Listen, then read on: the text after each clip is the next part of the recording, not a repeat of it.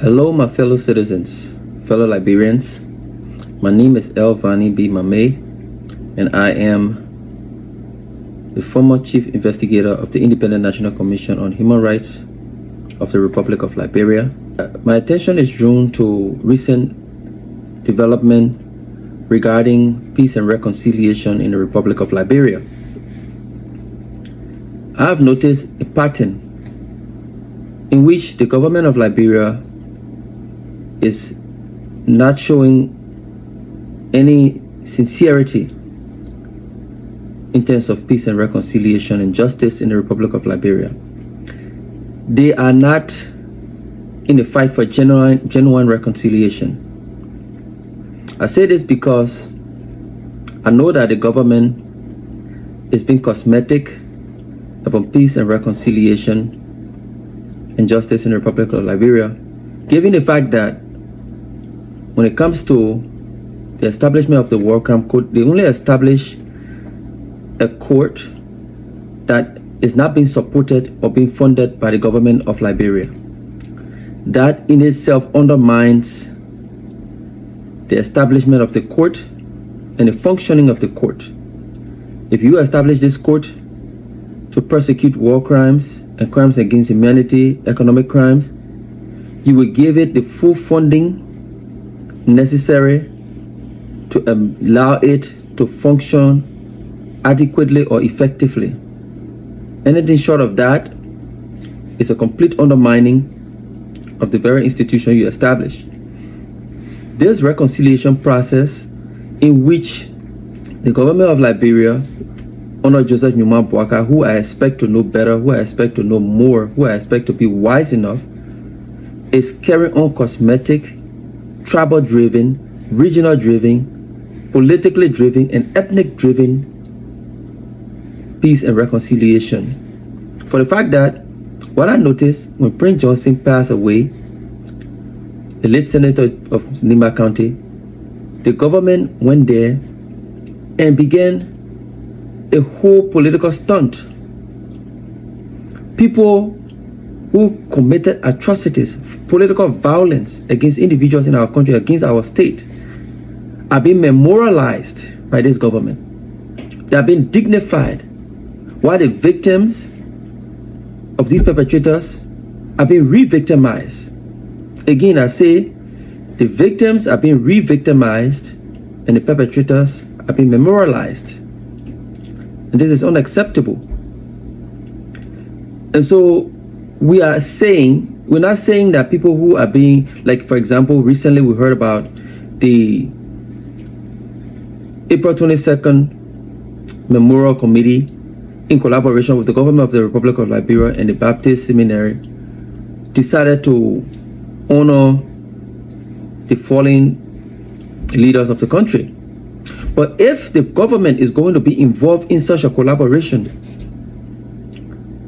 leaving out the 250,000 victims, leaving out those who fled as a result of the war, lost property, those who became child soldiers, those who are considered zogos in our society or are considered war-affected youth, those who were raped, those who became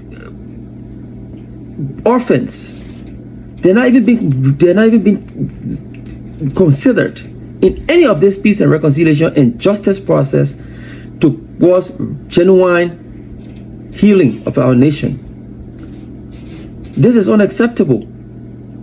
The reason I'm here today is because our governments, not only this government, but past governments, have ignored the violence that were perpetrated against our citizens. 250,000 persons above that lost their lives. People became victims in terms of rape, in terms of loss of property, in terms of going into exile. Many people became child soldiers, and today many of them are zogos, and they don't have any opportunity, they don't have any means of improving their living, the standard of living. And government have gone, and people continue to be re-victimized. These people who were once victimized are being re-victimized. They don't have opportunity, they can't go to school. Most of them are dying of sickness, poverty. And the corruption for which most of these violence were perpetrated in the past, leading to coup, leading to civil war, continue to show face in these governments, both the Ellen government, the Weah government, and now the Joseph Boakai government, which is almost 3 times more corrupt than previous governments. And that is why we are saying people in this government, including the president, have to be serious about genuine reconciliation, genuine healing, and genuine justice. Because the victims are being neglected, they continue to suffer as a result of the war that was perpetrated. And so people who have been memorialized were completely the perpetrators of this violence. And so when will they stop? When is it going to stop? Are you going to memorialize Prince? You memorialize Prince Johnson? You memorialize Samuel Kanyando, people calling them heroes, and the government is going there acknowledging it and endorsing it. Are you going to memorialize Charles Taylor? Are you going to memorialize Sekou Damate Kone? Are you going to memorialize Alhaji G.V. Kuma? Are you going to memorialize George Iseme Bole? Are you going to memorialize all of those people who perpetrated violence against our citizens? Is this what the modus operandi going to be? That you memorialize the perpetrators or alleged perpetrators, and you ignore and you continue to re-victimize the victim?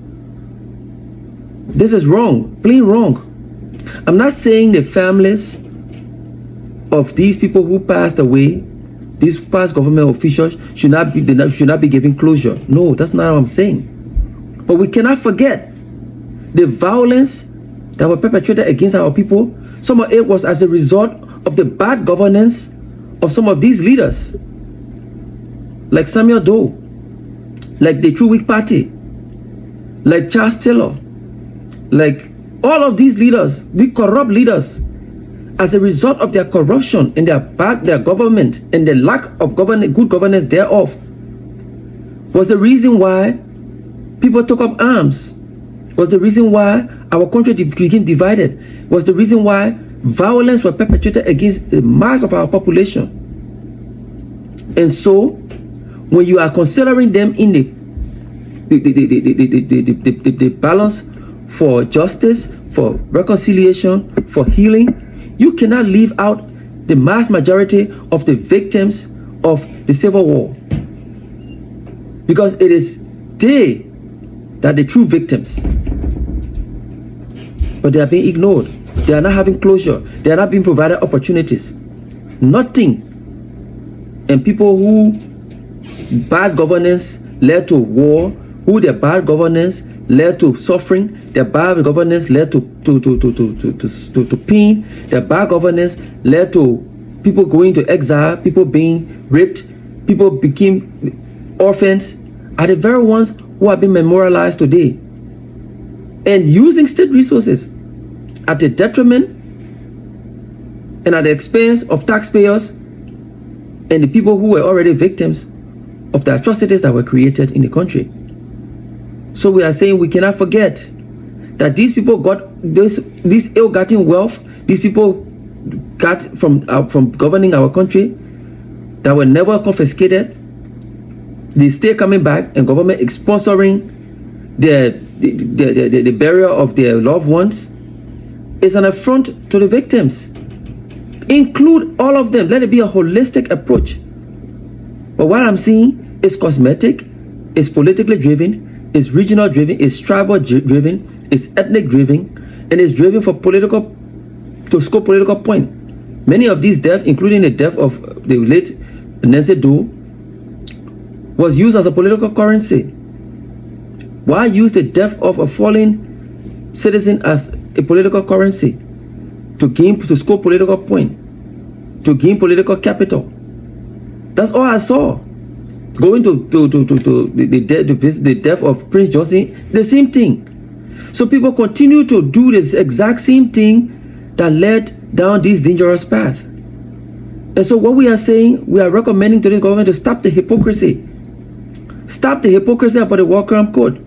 and come out and completely support all of the TRC recommendations. You cannot have Louis Brown serving as a permanent representative at the United Nations, a man who the TRC recommended for prosecution for economic crimes. You cannot have such an individual at the United Nations representing Liberia. That is an affront to the victims. And so we are calling on this government, if you are serious about reconciliation, genuine reconciliation, if you are serious about justice, if you are serious about healing, Louis Brown should not be at the United Nations. People who committed atrocities, people who committed acts of violence against citizens and have never been penalized are yet threatening, they are still in the society and continue to wreak havoc on peaceful citizens. And that's the reason why the issue about persecuting these individuals who committed atrocities against our citizens should be paramount and should be taken into serious consideration. And so we are calling for people who perpetrated violence against our people to be brought to justice. They should be brought to book. They should be held accountable so that we can have genuine reconciliation, so that we can have genuine peace, that we can have genuine justice, that we can have genuine healing. I'm recommending that the government take all of the recommendations of the TRC seriously and implement them. The government should spearhead its national healing and reconciliation, not ignoring the need for justice and an end to impunity. We're calling for the government to support the War and Economic Crime Code fully. We want the government to ensure that the INCHR, or the Independent National Commission on Human Rights, spearhead some of these initiatives, not the government political arm. Because what I see today is a complete political stunt. Let them get the Interfaith Council involved, where Christians and Muslims can sit down together at the table with the Independent National Commission on Human Rights, with civil society groups, with all relevant stakeholders, to carve a national agenda towards peace, reconciliation, and healing. But what I see today, what I saw yesterday, what I saw with the government going on Prince Johnson burial, Nancy Doe, Samuel Doe, the slain ministers and officials of the top of government, is clearly a political currency and a political maneuver driven by political greed for political benefits. And this has to stop. The sooner we recognize that everybody has to be brought to the table in terms of genuine reconciliation, the sooner we'll be able to have genuine peace. But if we continue to use this particular situation as a political calculation or a political pawn, we'll continue to go down the road that led to some of these things, that the vices, evil vices in our society. There will never be genuine healing when we continue to politicize our past and re-victimize the victim, and we continue to memorialize the perpetrators of violence in our society. It has to stop. And so the government has to take cue. Joseph Boakai, who we expect to know better as an elderly statesman who spent all of his life, almost all of his adult life in government, who has been with succeeding governments, including the Ellen government and government prior to that, should be able to sit down at the table where everybody will feel welcome, not to come out of a process or a healing process where other people continue to feel like they are left out, especially the victims of the war. And so there's a need for the president to ensure that he institute a national healing and reconciliation conference where every individual that was victimized, every individual that is a part of this particular process be brought to the table for genuine reconciliation to take place. And the implementation of the TRC should be paramount. All of the TRC recommendations should be paramount. That justice should be done, that the War and Economic Crime Code should receive the funding it deserves, and that Louis Brown, of all persons, should not be representing Liberia at the United Nations.